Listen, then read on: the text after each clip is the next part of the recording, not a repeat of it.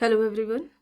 आज की इस क्लास में झारखंड माध्यमिक आचार्य के लिए महत्वपूर्ण प्रश्नों को कराया जाएगा एंड ये क्लास आप सभी आने वाले एग्जाम्स के लिए इम्पॉर्टेंट रहने वाली है। चाहे ये आपका पीजीटी का एग्ज़ाम हो या फिर आपका जीडीसी जीआईसी का एग्ज़ाम हो, सभी एग्जाम्स के लिए क्लास इम्पॉर्टेंट रहने वाली है। आप सभी इस वीडियो को ज़्यादा से ज़्यादा लोगों के साथ शेयर जरूर कर दीजिए। एक इन्फॉर्मेशन है, समाजशास्त्र से संबंधित सभी परीक्षाओं के लिए यहाँ पर प्रैक्टिस सेट एंड सोशोलॉजी के नोट्स पीडीएफ फॉर्मेट में प्रोवाइड कराए जा रहे हैं। इससे संबंधित जानकारी के लिए यहाँ पर एक व्हाट्सएप नंबर दिया गया है। नंबर है 790-555-3851। इस व्हाट्सएप नंबर पर आप मैसेज करके इससे जुड़ी हुई जानकारी ले सकते हैं। यहाँ पर आपको यूपी पीजीटी का प्रैक्टिस सेट मिल जाएगा। बिहार शिक्षक भर्ती के लिए Bihar state and Bihar PGT का प्रैक्टिस सेट है। जीआईसी का फर्स्ट पेपर का भी यहाँ पर आपको प्रैक्टिस सेट मिल जाएगा। समाजशास्त्र का भी है।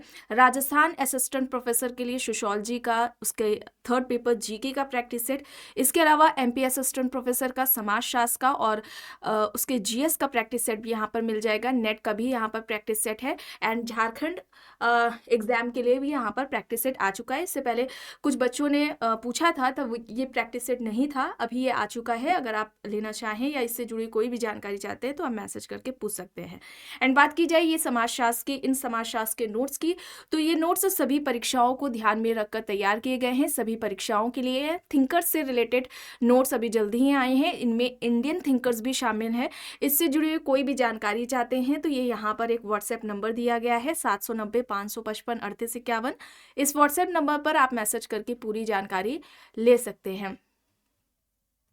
देखिए यहाँ तक हो गया था। चलिए यहाँ से शुरू करना है। प्रश्न है कुछ अवधारणाएं नीचे दी गई हैं कार्ल मार्क्स के सिद्धांत में वर्ग और वर्ग संघर्ष के बारे में पारिभाषिक अवधारणा है। 5 यहाँ पर हैं। ठीक है, पहला देखिए यहाँ पर है प्रत्येक समाज आर्थिक संतुलन के स्तर पर आधारित है। दूसरा है कथन यहाँ पर वर्ग असमानता वंशानुगत राजनीतिक और सामाजिक अन्याय के कारण होती है। तीसरा है वर्ग संघर्ष समाज में वंशानुगत है। चौथा है आर्थिक असमानता वर्ग संघर्ष का मूल है। और पांचवा है वर्ग संधि के माध्यम से वर्ग संघर्ष का समाधान किया जाता है। यहाँ पर क्या होगा? यहाँ पर राइट आंसर क्या होगा?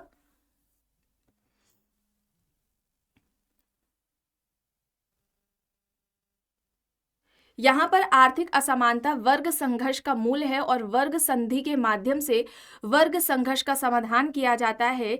यहाँ पर राइट आंसर हो जाएगा, सॉरी यहाँ पर फिफ्थ नहीं होगा, थर्ड एंड फोर्थ होगा। वर्ग संघर्ष समाज में वंशानुगत है और आर्थिक असमानता वर्ग संघर्ष का मूल है। ठीक है, थर्ड एंड फोर्थ यहाँ पर ऑप्शन डी होगा। ठीक है, विकल्प डी यहाँ पर राइट आंसर हो जाएगा।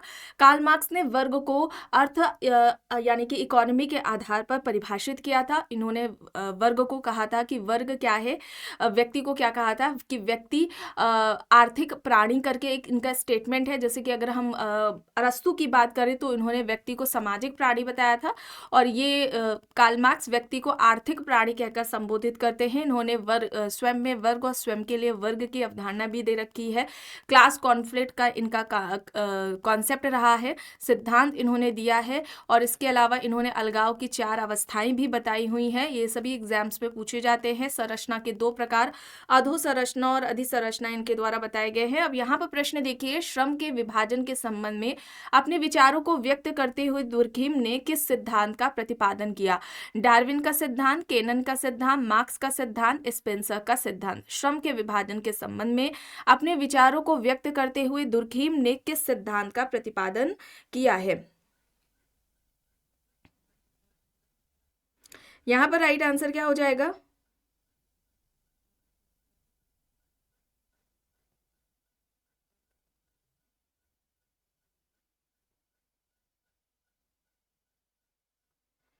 यहां पर राइट आंसर क्या होगा?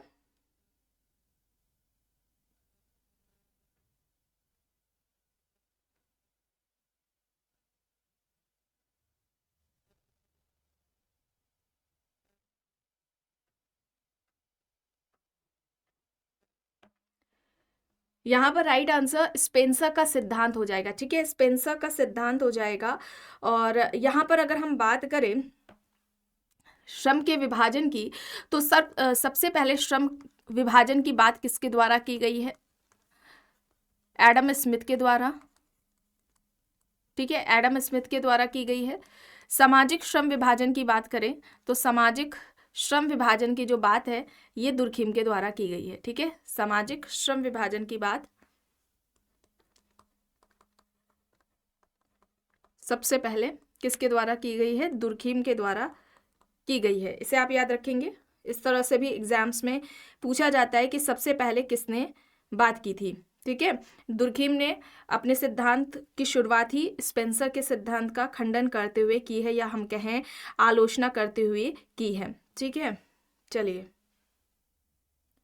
और ये दुर्खिम ये भी मानते हैं, दुर्खिम क्या, अगर हम कहें कि स्पेंसर की अगर हम बात करें तो ये दोनों ही मानते थे कि जो श्रम विभाजन का कारण है उसको उन्होंने बढ़ती हुई जनसंख्या के घनत्व और जो समाज में बढ़ती हुई प्रतिस्पर्धा है उसके वजह से माना था, ठीक है। श्रम विभाजन का कारण बढ़ती जनसंख्या का घनत्व और प्रतिस्पर्धा को माना था। चलिए यहाँ पर देखिए, निम्न में से किसने अपने सिद्धांत में अवशिष्ट तथा व्युत्पत्ति की अवधारणा को प्रतिपादित किया है? C.H. कूले, जी मोस्का, C.W. Mills, Pareto. यहाँ पर ऑप्शंस दिए गए हैं।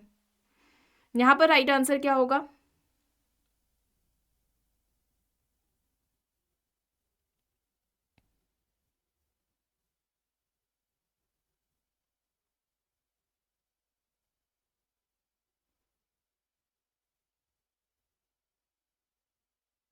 यहाँ पर राइट आंसर क्या हो जाएगा? पैरेटो हो जाएगा, ठीक है। माइंड एंड सोसाइटी इनकी पुस्तक है, माइंड एंड सोसाइटी इनके द्वारा पुस्तक लिखी गई है। और अगर हम बात करें अवशिष्ट की, इन्होंने अवशिष्ट की बात की है और इसके अलावा भ्रांत तर्क की भी बात की है, ठीक है।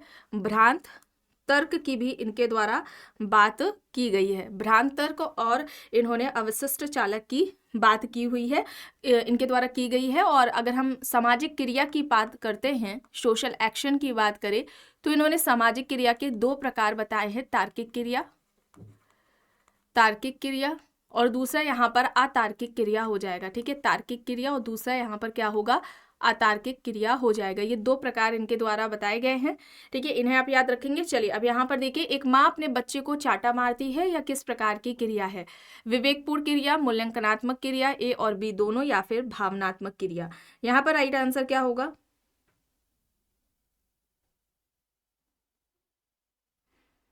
यहाँ पर राइट आंसर क्या हो जाएगा?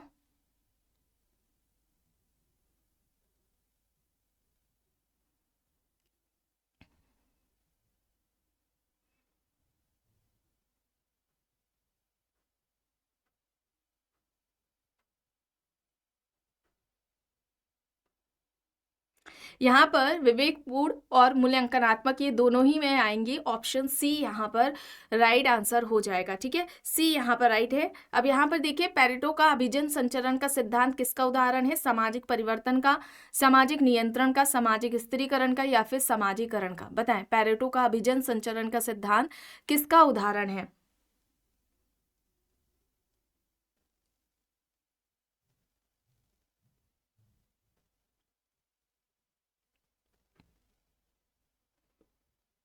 यहाँ पर राइट आंसर क्या हो जाएगा?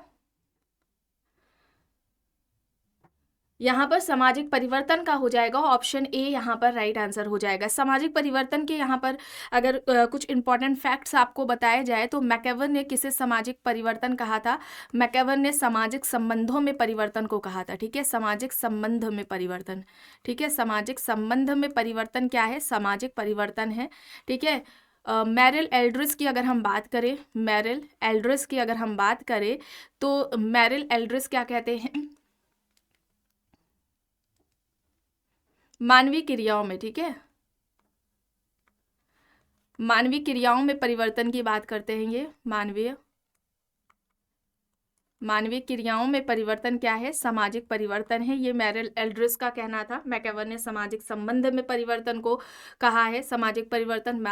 मेरिल एल्ड्रिस ने मानवीय क्रियाओं में परिवर्तन को कहा है। किंग्सले डेविस की अगर हम बात करें, ठीक है, किंग्सले डेविस की अगर हम बात करें तो इन्होंने सामाजिक संगठन, ठीक है, सामाजिक संगठन कहे या हम सामाजिक संरचना कहें उसमें, और प्लस उसके प्रकार यानी कि फंक्शन में परिवर्तन को कहा है, ठीक है। सामाजिक संरचना व सामाजिक प्रकार में होने वाला परिवर्तन क्या है? सामाजिक परिवर्तन कहलाता है।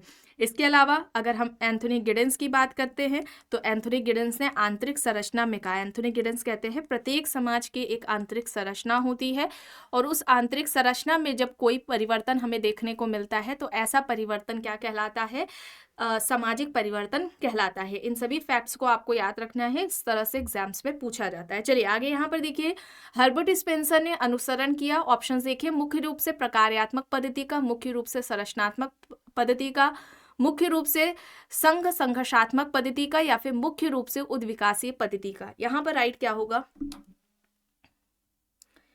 यहाँ पर राइट आंसर क्या हो जाएगा,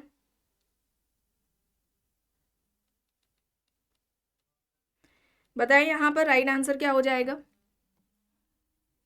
यहाँ पर राइट आंसर हो जाएगा मुख्य रूप से उद्विकासी पद्धति का, यहाँ पर ऑप्शन डी हो जाएगा। ठीक है, विकल्प डी यहाँ पर राइट आंसर हो जाएगा।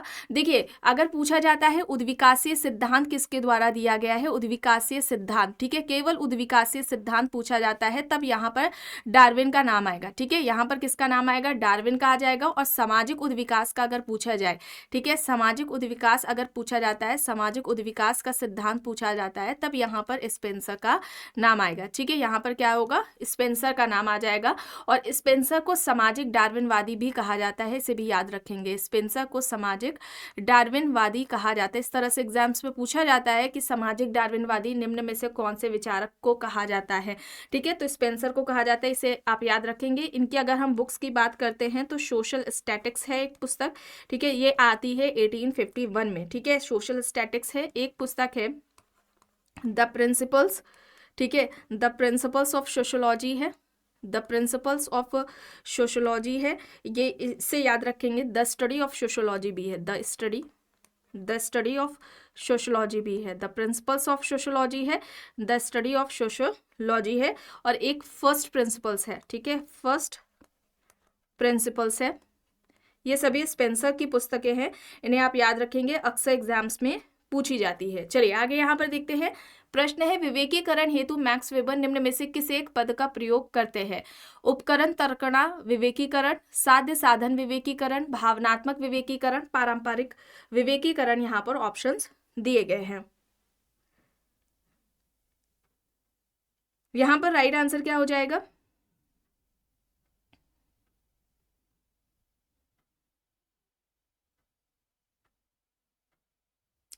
यहाँ पर राइट आंसर क्या होगा,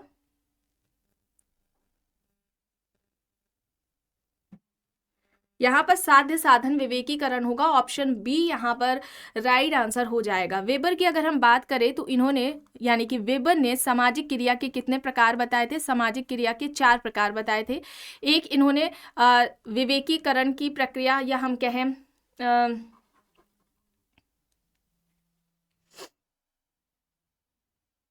तार्किक प्रक्रिया, ठीक है, तार्किक क्रिया। दूसरा आ जाएगा मूल्यांकनात्मक हो जाएगा, मूल्यांकनात्मक क्रिया। तीसरी हो जाएगा भावात्मक क्रिया।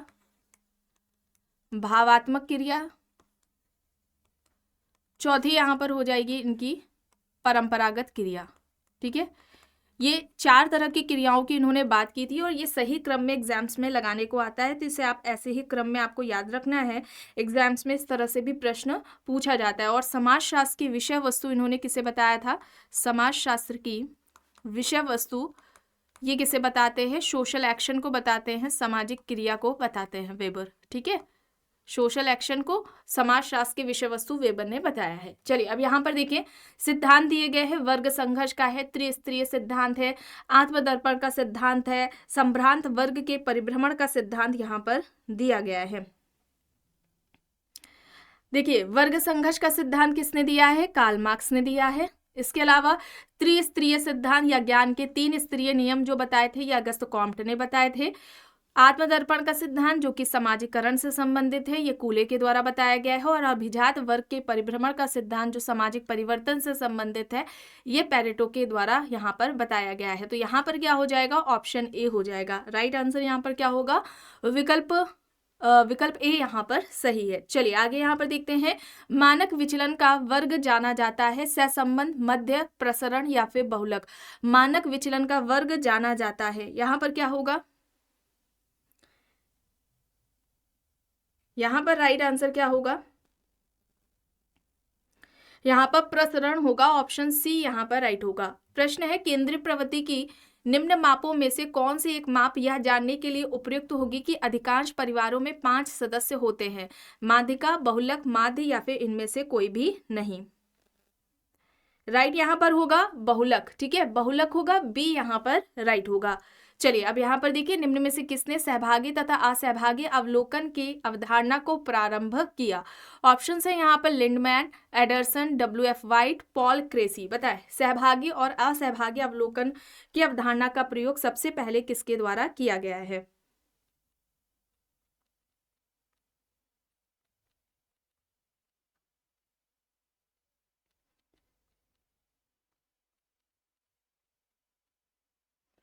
बताए सहभागी तथा असहभागी अवलोकन की अवधारणा का प्रारंभ सबसे पहले किसने किया था। यहाँ पर लिंडमैन होगा, ठीक है, लिंडमैन हो जाएगा, ऑप्शन ए यहाँ पर राइट आंसर हो जाएगा। सोशल डिस्कवरी में किया था, ठीक है, सोशल डिस्कवरी में किया था, इसे आप याद रखेंगे। चलिए आगे यहाँ पर देखते हैं, प्रश्न है यहाँ पर देखिए, मिलान करके बताइए सही क्या होगा।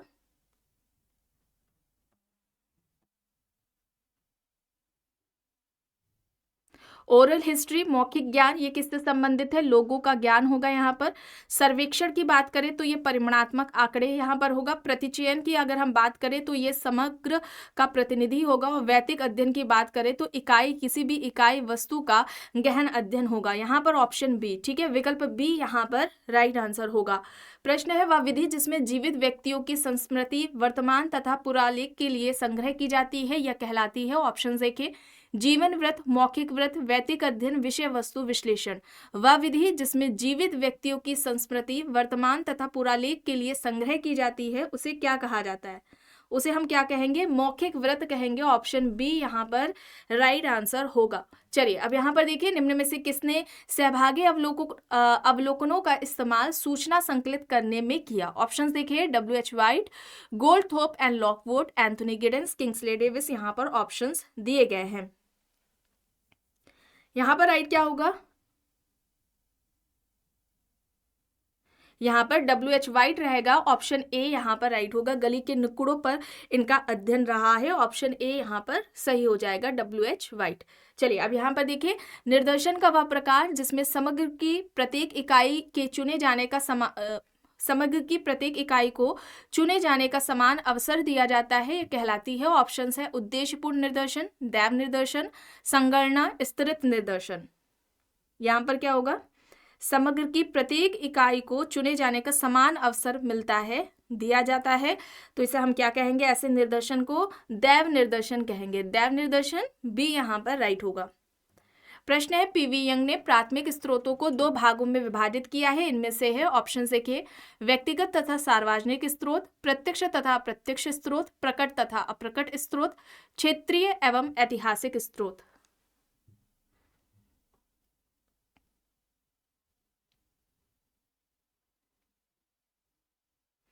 PV यंग ने इनमें से प्राथमिक स्रोतों को किन 2 भागों में विभाजित किया था। प्रत्यक्ष तथा अप्रत्यक्ष स्रोत होगा, बी यहाँ पर राइट होगा। प्रश्न है, अनुसूची का प्रयोग किस रूप में किया जाता है, विधि, तकनीक, उपकरण या फिर प्रश्नावली। अनुसूची का प्रयोग इनमें से किस रूप में किया जाता है, विधि, तकनीक, उपकरण, प्रश्नावली। यहाँ पर है उपकरण होगा, ऑप्शन सी यहाँ पर राइट होगा। प्रश्न है, बर्जर के अनुसार वैतिक अध्ययन विधि को प्रयोग में लाने के कारण है। ऑप्शन देखें, प्राकल्पना का निर्माण करना, अवधारणा बनाना, साक्ष्यों की श्रृंखला बनाना, चरों को परिभाषित करना।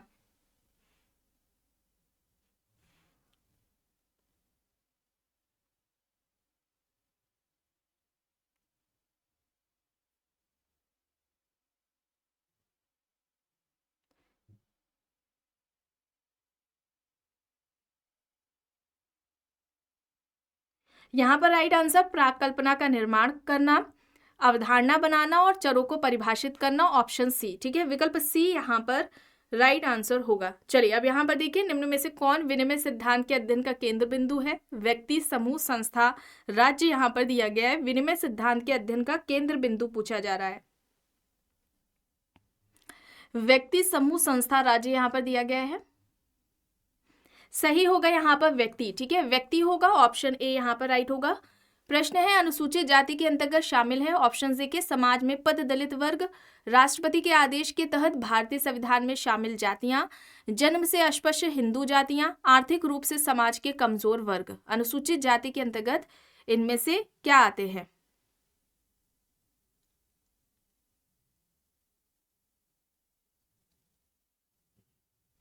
यहां पर राइट क्या होगा? राष्ट्रपति के आदेश के तहत भारतीय संविधान में शामिल जातियां, विकल्प बी होगा।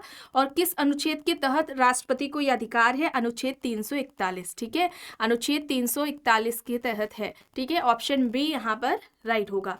प्रश्न है, निम्न में से कौन सा कारक भ्रष्टाचार के लिए उत्तरदायी नहीं है? ऑप्शन सी के स्वार्थ की पूर्ति, नियम कानूनों के संबंध में पूर्व जानकारी, अत्यधिक प्रतिस्पर्धा, उच्च अधिकारियों का सहयोग। कौन सा कारक भ्रष्टाचार के लिए उत्तरदायी नहीं है?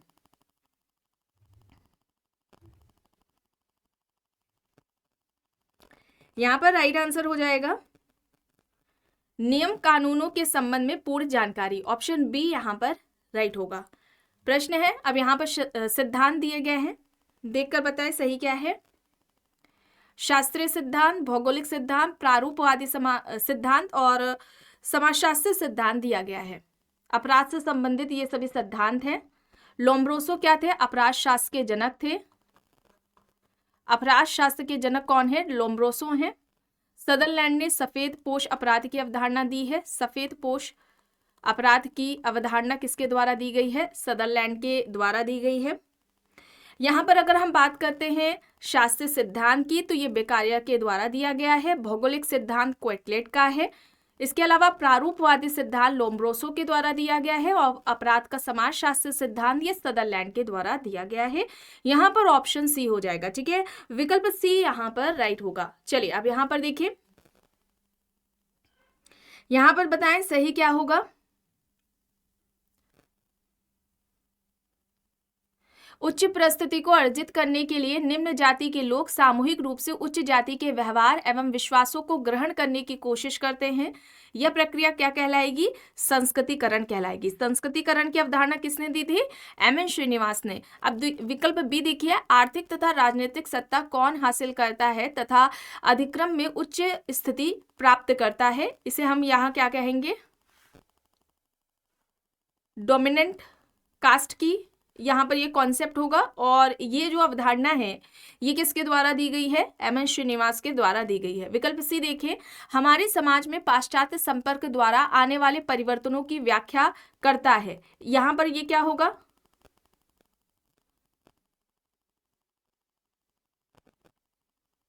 यहाँ पर ये पश्चिमीकरण हो जाएगा। ठीक है, यहाँ पर ये क्या होगा? पश्चिमीकरण हो जाएगा।